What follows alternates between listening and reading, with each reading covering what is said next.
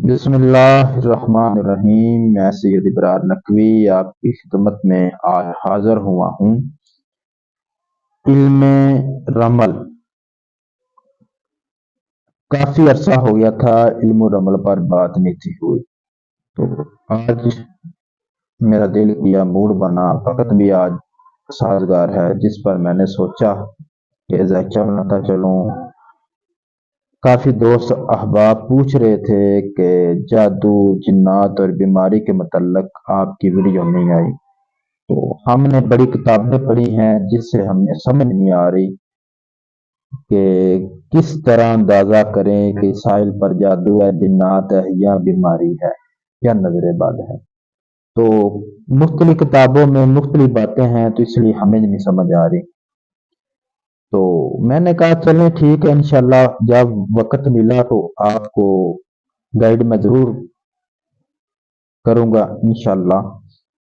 تو آج وقت نے ساتھ دیا تو میرا بھی دل کیا چلیں علم رمل پر بات کرتے ہیں، اپنے دوستوں کی جو مشکلات ہیں ان کو حل کرنے کی کوشش کرتے ہیں۔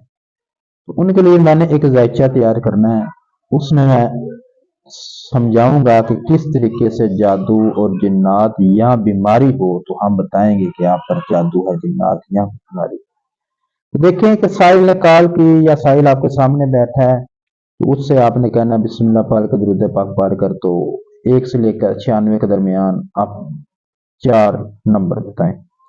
بالفرض ساحل نے بتائے 8، 4،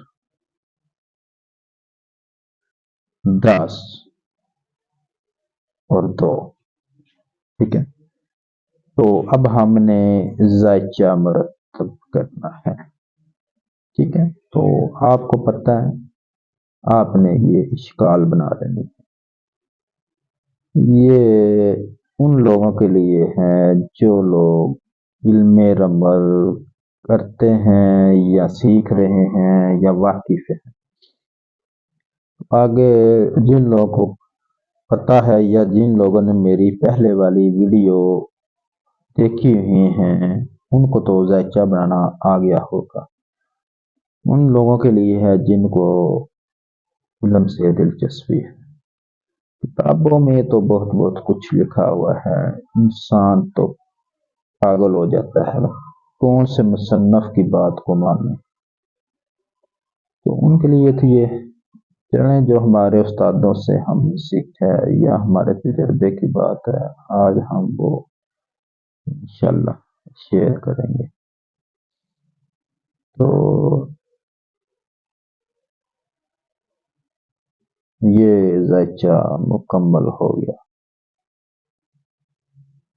ٹھیک ہے۔